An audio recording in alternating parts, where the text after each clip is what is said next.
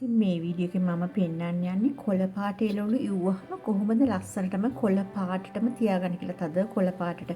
ඉතින් අපි බලමු මේක කොහොමද කරන්න කියලා. ඔයාලට ඕනම කොළ පාට එළවලු జాතියක් ඒ විතර කරන්න පුළුවන්. ඉස්සෙල්ලාම ලොකු වතුර පාට් එකක් ලිපේ තියලා ඒකට ලුණු මේසෙදි 3ක් 4ක් වගේ දාගන්න. මම දාන්නේ නම් 2යි අද. මොකද මම මේ චූටි පොටයක් වලට පෙන්නන්න පාවිච්චි කරන්නේ මේක. ඉස්සෙල්ලාම වගේ බොන්චි ටික දාලා තප්පර 40ක් විතර බ්ලාන්ච් කරන්න. තප්පර 40කට වඩා නම් බ්ලාන්ච් කරන්න ඕනේ. වතුර උතුරනකන් ඉඳලා තමයි අපි මේවා දාන්නේ. ඔක්කොම එළවලු ඉතින් තප්පර 40ක් බ්ලාන්ච් කරන්න. බ්ලාන්ච් කරලා ඒකම ඔයාලා අයිස් වතුර රෙඩි කරලා තියාගන්න. මොකද මේක එළියට ගත්තු ගාම ගිහලා අයිස් වතුරෙන් අපිට ගාලා හොදන්න ඕන මේක. ඉතින් මේ අයිස් වතුර දැන් ටක් ගාලා මේක හොද ගන්න. නැත්තම් ඕකේ හරි. දැන් මේ වගේ හොඳට ටිකක් හොද ගන්න. හොදලා අපි ඊළඟ එළවලුවට යන්න. ඊළඟට මම දාන්න යන්නේ බ්‍රසල්ස් ස්ප්‍රවුට්ස්. ඉතින් ඒක තප්පර 30ක් වගේ බ්ලාන්ච් කරා නම් ඇති. හොඳට තප්පර 30ක් විතර. ඒකත් වතුර උතුරනකන් ඉඳලා තමයි දාන්නේ ඔක්කොම. තප්පර 30ක් විතර හොඳට බ්ලාන්ච් කරලා ඒකත් අර වගේම අයිස් වතුරෙන් හොදන්න. ඊට පස්සේ අපි දාගමු බ්‍රොකොලි. ඔයාලට පේනද පාට වෙනස් වෙන හැටි මෙව්වල. බ්‍රොකොලි තප්පර 30කට වඩා නම් දාන්න ඕනේ. ප්‍රමාණය වැඩි නම් තව චුට්ටක් වෙලා තියාගන්න. ඊනොට මගේ මේ චුට්ටනේ මම හදන්නේ. ඒක නිසා තප්පර 30ක් විතර මම දාන්නේ.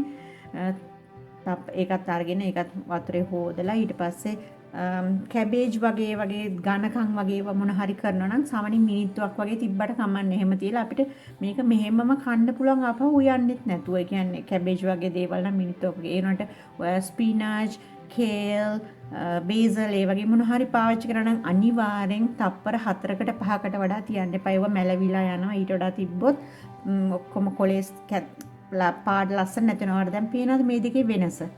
ලස්සන කොළ පාටයි අර නිකන් මැලවිච්ච කොළ පාටයි හරි ලොකු වෙනසක් එළවලු වල එන්නේ. ඉතින් උවම හරි ලස්සනයි එළවලු මේ විදිහට. ඔයාලා උයනකොට මේ විදිහට චුට්ටක් ඔයාලා අර උයන වෙලාවට අමතරව තව විනාඩි 2-3ක වැඩක් විතරයි කරන්න තියෙන්නේ. ඉතින් මේ පේනවද කේල් වල තියෙන වෙනස? හරි ලස්සනයි. ඉතින් ඒක ලොකු වෙනසක් අපි උයපුවාම. ඉතින් දැන් මම කරන්නේ දැන් මේ පේනවද බෝන්චි එහෙම. දැන් මේ ඔක්කොම දැන් ස්ටීම් මම දැන් බ්ලාන්ච් කරපු ඔක්කොම මම දැන් ඔයාලට ස්ටීම් කරලා පෙන්නන්න. දැන් ඒ කියන්නේ ස්ටීම් කරලා ඒක දැන් මේ ස්ටීම් කරනවා. දැන් විනාඩි 10ක් විතර මම මේක දැන් ස්ටීම් කරා.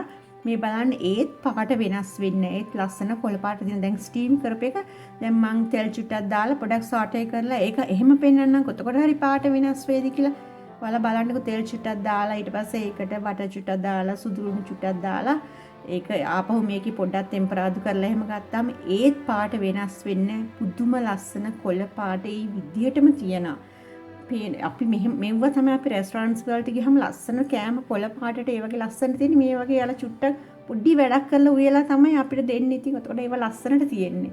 දැන් මේක පොඩ්ඩක් මේකෙත් දැන් පොඩ්ඩක් උයලා එහෙම ගත්තත් කොහොම ඉව්වත් ඒ කොළ පාට ලස්සනට ඒ විදිහටම තියෙන. ඉතින් මේක හරිය රහයි මේ විදිහට කන්න ඇත්තටම.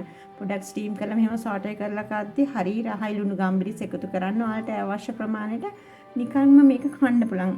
ඉතින් මම ඔයාලට ඒකම තම්බලත් එකක් පෙන්නන්නම්. තම්බපු එකේ එන පාට ඒවල එන වෙනසත් මම පෙන්නන්නම්. චුට්ටක් ඉන්න මේක එළියට අරගත්තට පස්සේ මම ඒක පෙන්නන්නම්. මේ බලන්න මේකේ කොළ පාට හරි ලස්සන කොළ පාටක් තියෙන්නේ. කැමරා එකට එච්චර පේන්නෙත් නෑ කොළ පාට ඒ තරම් මේ හරි මේක මට කියන්න තේරෙන්නේ නෑ. ඒක ළඟ හරි ලස්සන පුදුම ලස්සන කොළ පාටක් ඒකේ තියෙන තද කොළ පාට. මේ දැන් මම තම්බන ඔයාලට පොඩ්ඩක් ඒක පෙන්නන්න. තම්බපු එක ඔයාලට වෙනස හොඳට පේනවා. දැන් මේ තියෙන්නේ අමු එළවලු. මේ තියෙන්නේ මේ බ්ලාන්ච් කරලා අපි උයපු එළවලු තද කොළ පාටට. මේ තියෙන තම්බපු එක නිකන් ඔක්කොම පාට ගිහිල්ලා නිකන් ඔක්කොම පාට වොෂ් වෙලා ගිහිල්ලා එකේ අර උඩ තියෙන බ්ලාන්ච් කරපු එක යට තියෙන තම්බපු එක. ඉතින් ලොකු වෙනසක් නේ පාටේ ඔයාලට හොඳට පේනවා. ඉතින් ඔයාලත් මේ විදිහට හදන්න. ඊළඟ සැරේ හදද්දි ඔයාලා මගේ channel එකට තාම එකතු වෙලා නැත්නම් මාත් එක්ක එකතු වෙන්න. ඊළඟ වීඩියෝ එකෙන් ඔයාලව හම්බෙනකන් ඔයාලට සුබ දවසක්. මේ විදිහට කොළ පාට එළවලු හදලා කාලා බලන්න. මටත් කියන්න.